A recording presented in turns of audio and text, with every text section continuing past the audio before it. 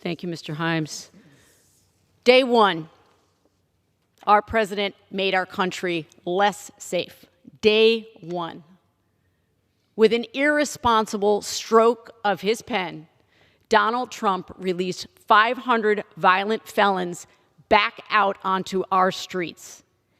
These are the criminals who brutally attacked cops who were protecting this building.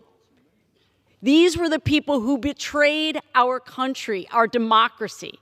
I'm not talking about the people who merely showed up that day to protest, who didn't commit crimes.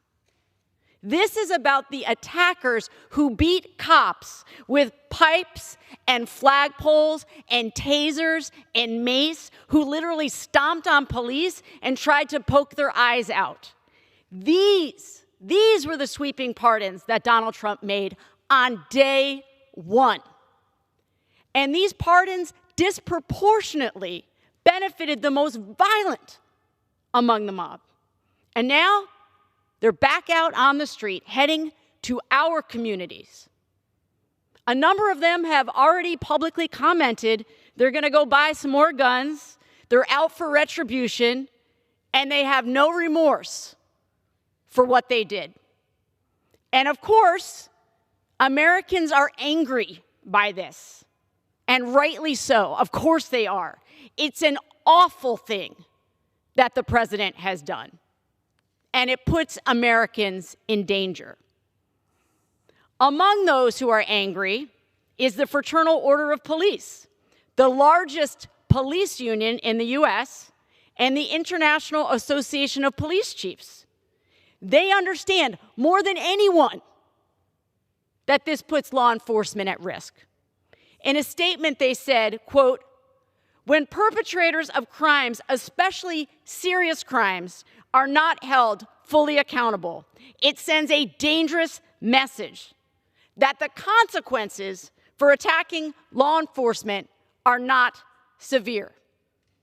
And they further worried that it could encourage more violence against law enforcement.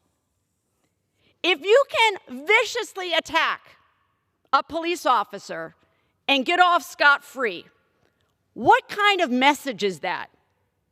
So violence is acceptable if it's committed on Donald Trump's behalf? It's okay to beat a cop if it's in the service of keeping him in power? This is incredibly dangerous. And I gotta say, it looks an awful lot like the actions of someone who would like to be a dictator.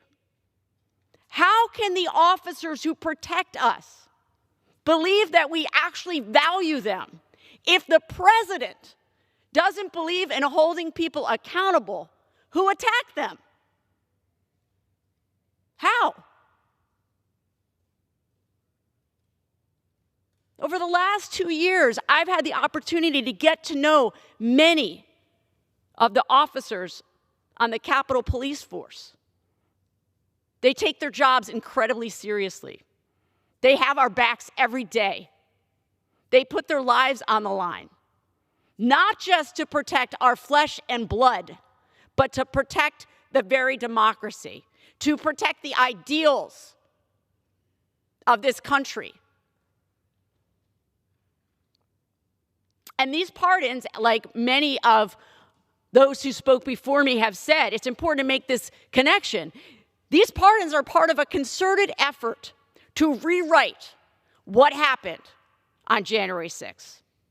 This desecrates the memory of Officer Brian Sicknick, who lost his life in defense of this building, and it diminishes the great sacrifices that were made by thousands of officers that day. If we don't push back on this perverted rewriting of history, we can look forward to our children and our grandchildren learning about the glories of January 6th, 2021. But it has to be remembered for what it was. It was a domestic terrorist attack, plain and simple. My colleagues on the other side of the aisle seem to be trapped in a lie that they can't get out of. Because I know by the eye rolls, and actually even before we went into the inauguration, I saw some of my colleagues on the other side of the aisle doing impressions of the incoming president, making fun of him. But they are now trapped in this lie that they have perpetuated for years now, and they don't know how to get out of it. What Donald Trump has done on day one is to say to the Capitol Police, I value violent felons more than I value you. And I know I speak for so many Americans today. That makes me sick. I yield back.